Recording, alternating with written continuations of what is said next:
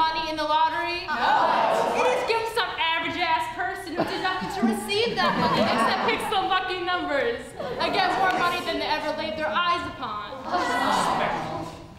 All I have to say is, when I get older and I'm a proper adult, I already know that the IRS will come knocking on my door due to the fact that I have not paid my taxes. And guess what? What? They can arrest me, interrogate me, or do whatever the hell they want with me.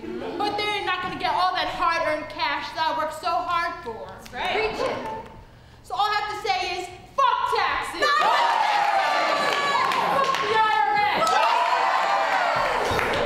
And I hope with all my heart that you finally understand what you are doing to our country with all of these taxes. Yeah. And isn't that why the colonies left England in the first place? Yes. So we wouldn't have to pay taxes? And what are we doing? We're doing exactly what our forefathers were totally against. That's right.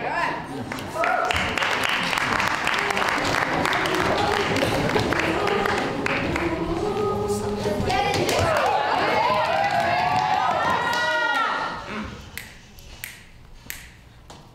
I just spent 4 years walking through hell. And here I stand, risen from prison with my story to tell. 10 floors, classrooms, and escalators too. I'm locked up, stuck here, not sure what to do. Dreaming to live, not living the dream. What a big waste of time this all seems. Coming back day after day, I must be a fool. That's right, boys and girls, I'm talking about high school. Walking in that very first day, adults see desks and chairs, 50 shades of gray. I scan the room, look at my fellow inmates, hoping to find a cute girl and maybe ask her on a date. Wasn't long before the devil came along to play. He wore a dress shirt, black slacks, and talked in a creepy kind of way, assigning homework, tests, and essays, as if he really wanted to make me pay. When all he had to do was send me to the lunchroom. Mystery meat on a bun, dressed in a burger's costume, I'm supposed to consume. Taste of pain, defeat another regret. This food will kill me faster than smoking cigarettes. Class at the lunch was about to question the worst. Taking notes on the glucose, I'd rather you kill me first. Words come in one ear, not the other. Lessons after lessons, I can't take another. My eyes glued to the clock, ready to hear the bell, ready to pack up and get out of hell. And when my day is done, you think that all that's left for me is bliss and unlimited fun. Hell no! But I've been sentenced to a night of homework and studying, leaving me wondering if any of this is worth the grind, or if I'm even in the right state of mind. But I begin to knock out papers like a 10-man kill streak. I've been told, sleep for the week! And so I stay up, not knowing if it's late today or early tomorrow, hoping I'll be relieved of my stress and all my sorrows. Having to go to class the next day with my new designer eye bags. Paying attention, listening's all such a drag. My eyes so heavy I can't even keep them open. I'm tired and exhausted, I'm as good as broken. I feel you. All this work just for numbers on a piece of paper. Hoping someday I'll achieve things much greater. These numbers don't define me. I care less about these haters. So do me a favor and stop hating me just because I'm a player. I just spent 4 years walking through hell, but what have I really done? High school's over, but my life has just begun. I'm leaving hell for a much scarier world, so have I really won? Now I'm ready for something new, but I'm still stuck here, still not sure what to do. All I know is, I'll still do me! And maybe even break some rules, just like I did for all my years of high school! Forgive me if I double dip. I heard what's wrong might make you sick. But what if what you say's a lie? I'll never know until I try. I don't know what I want. I don't know if I want to be an actor, lawyer, or maybe a masseuse. I don't know if I like girls or guys. And I shouldn't have to choose at this time. Let's take raging hormones, for example. One day, I feel all depressed. Oh, bro. But then the next day, I want to fuck anything with the folks. And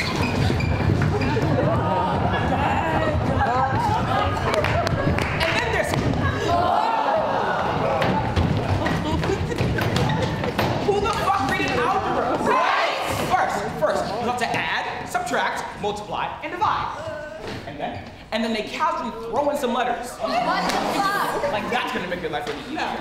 And then there are these decisions that adults just assume are in your back pocket. Oh, of course I know what college I want to go to. Oh yes, I know everything I'm going through just a phase. Come on, work with us here. And another thing, not all females are gonna get pregnant, parents. Not the only thing that teens think about is fucking. Oh. Oh, okay, maybe a little. I know our routine has asked you, Haven't you ever been a teen? and I know your response is, When I was your age, we didn't have axe or face ground. What's happening? Back in my day, we wrote on actual stone tablets. and stop complaining you sleep in all day. When I was your age, I was heading to my third job. Come on, work with us here. Oh, by the way, do you have $5? No? I guess what I'm trying to say here is, We're not gonna be like this forever. bear with us, but for the meantime, don't kill us either.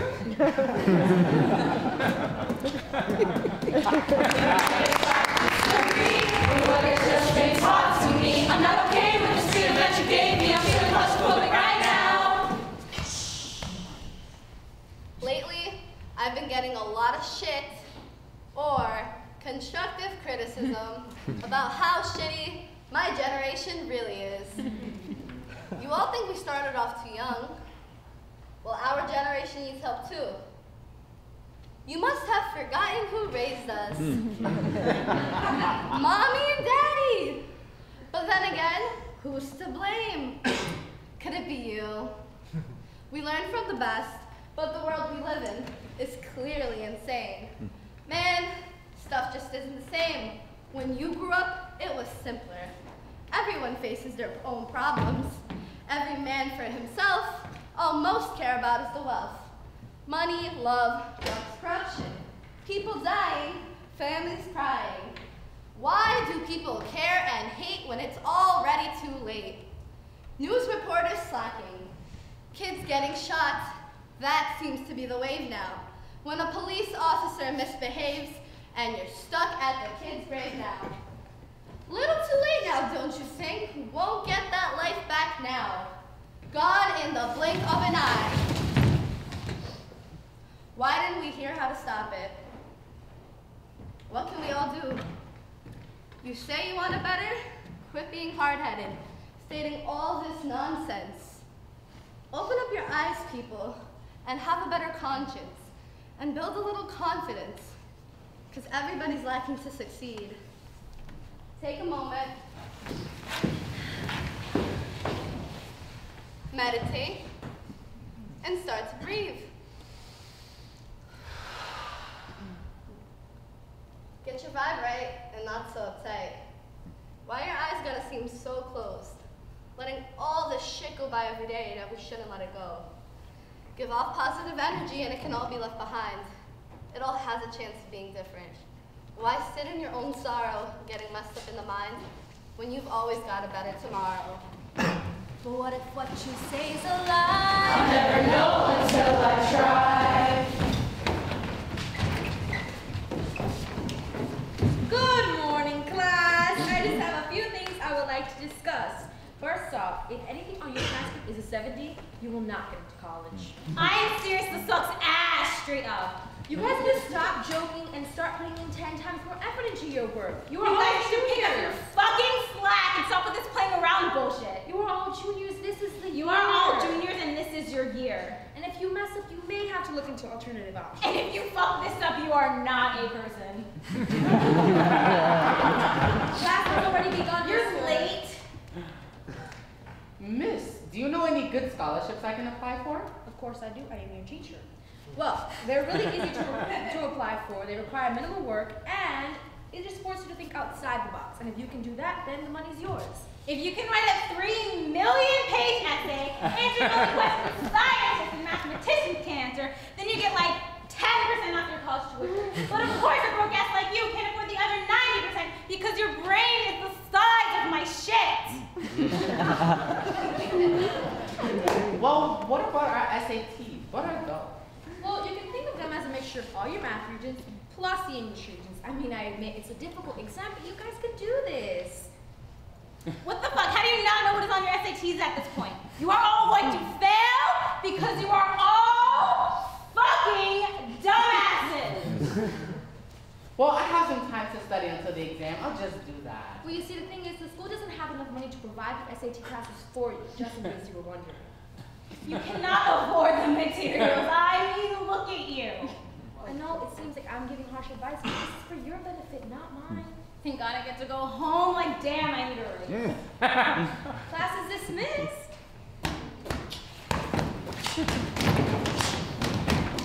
I'm speaking Greek, you're speaking Czech. Darker and darker, my brother, yes am. I don't get you, and you don't get. And no translator anywhere. So we are severely going to limit communication with your family, okay?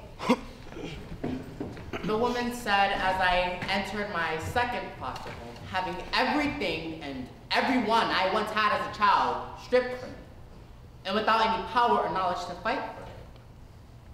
I had no one. I had nothing, but I knew I couldn't stop. I didn't fit in well with most of the kids surrounding me in school because I was in the closet and stuck out like a sore thumb. And knew nothing because the typical foster child ain't got no time to be worried about getting good grades and paying attention in school, but are contemplating about their losses and trying to figure out how to get by with an adequate amount of clothes. I knew nothing, but I did remember one thing. Song. I knew how to sing. I knew that I had a raw talent and that it could take me out of the hood one day. So I took that and ran as fast as I could to my school's chorus teacher because if singing was gonna take me out of the hood, then I needed to be more than the natural talent that I had. So I joined to work. Worked hard towards something that would change my life for the better. I also maintained good grades because even though my father figure had made some mistakes, she ain't raised no dummy and pushed me to be great. I knew singing. It was the only thing that allowed me to look in the mirror and not focus on what everybody else thought of me, and focus on what I thought of myself. And with singing being the only thing I knew, I honestly stopped caring if I was deemed smart amongst my peers. From there, I went to high school, finally out of the foster care system, continued to develop my talents and discover new ones along the way.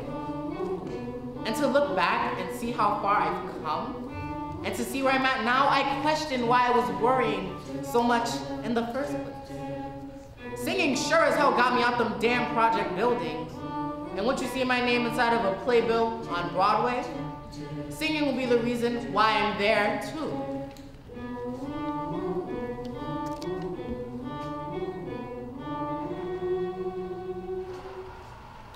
It's okay, it's okay, it's okay. I wonder what his favorite thing about me is. Does he even have one?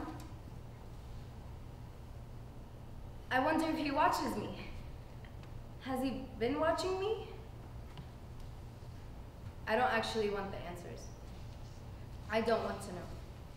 But a tiny part of me wonders what would have happened if his sighs were smiles, if his disappearance was a life with a father figure.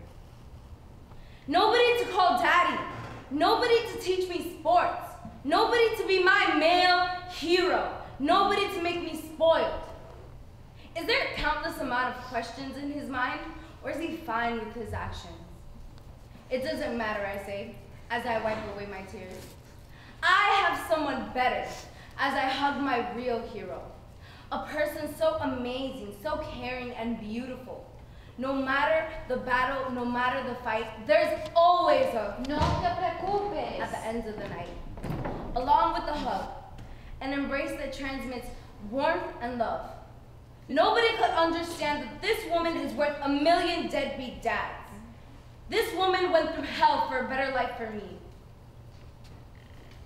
No matter if he cares, and he probably doesn't, I'd like him to know that my life proceeds even without a man that can't pay for his child's needs.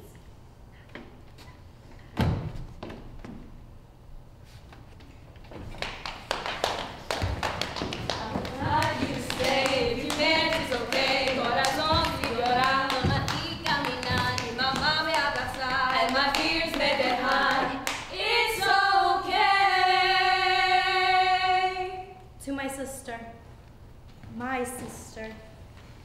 My sister, my sister, my sister, and my sister.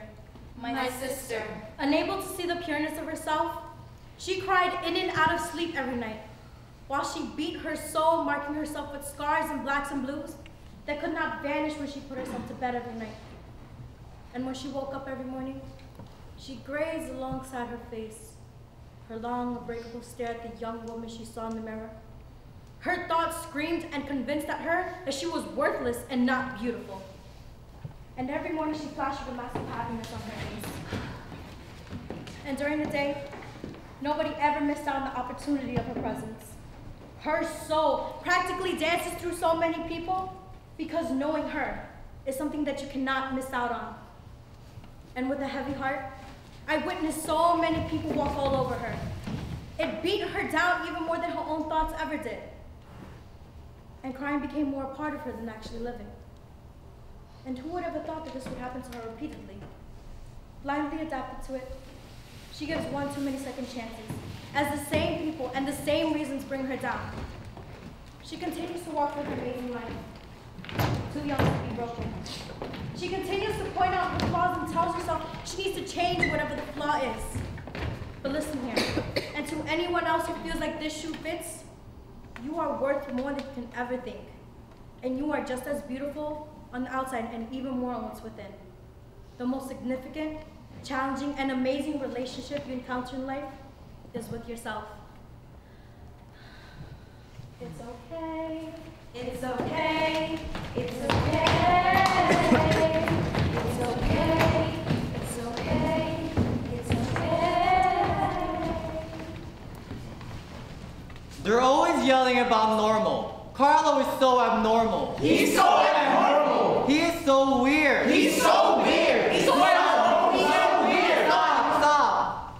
I have conquered self-oppression. For a good moment in time, I was fighting my shadow. The shadow who told me that you're not good enough. The shadow who told me that if you show yourself, you'll be rejected because you're not normal. The shadow who told me you'll never be worth something. But I killed him. I killed that shadow. He's not supposed to come back. But he's still here in the flesh. I used to feel so bad, but not anymore because I know that I am not a piece of shit. I am worthy of this life.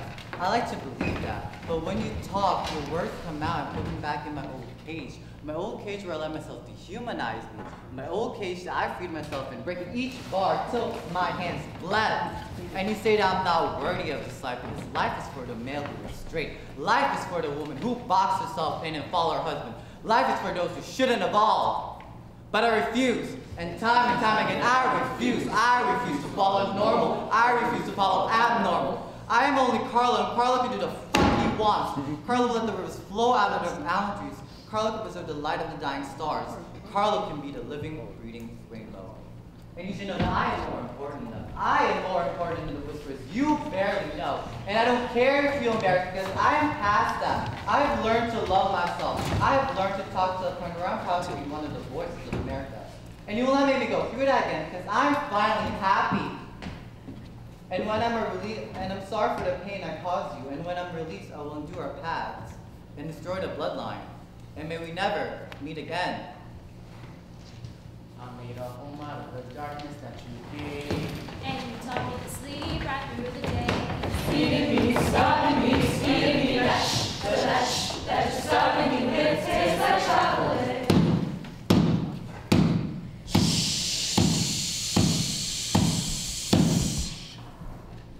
I did not ask for it. As kids, we are told stories about the moths living under our bed. Well, the ones But not of the ones who people having opened the door by the end. Kids are told stories of people having opened the door. I did not ask for it. People having opened the door. I did not ask for it. I did not ask for it. Walking the streets at night, as I did every night to go home, I never thought that the safety of the city lights would be pulled from underneath my feet. It all happened so quickly, I just sat there unable to move. And I just questioned if it was a nightmare or reality. And I thought about screaming, but it didn't seem to work when it was actually happening. I blamed myself for a while, thinking that it was my fault. I did not ask for it. I woke up in bed one morning with bruises in places where bruises should not be, and a pain that is too disturbing to speak of. Then one morning became more mornings than I can count on my toes and fingers, until one day I pieced things together. Bruises, and the pain, feeling sick and disgusted, and with my clothes ripped apart, I realized what was happening. And staying awake and aware at night became a must. I did not ask for it. 8 years young. I didn't know what was happening. I didn't know whether it was right or wrong, if it was my fault, or if I should say anything. When my parents left, she came in. I cried when my father told me to be a little man, that they'll be home as soon as I knew it. But little did they know that when they left, it started. Little did I know that I couldn't figure out what was happening until time passed. I did not ask for it. At a party with a group of my friends. I guess we all had more than what we bargained for. I ended up in the bathroom. They followed me in. Well, you can tell where this went, but I just wanted to run. And when I couldn't, I just prayed that I would wake up alive. I did not ask for it. My best friend's brother.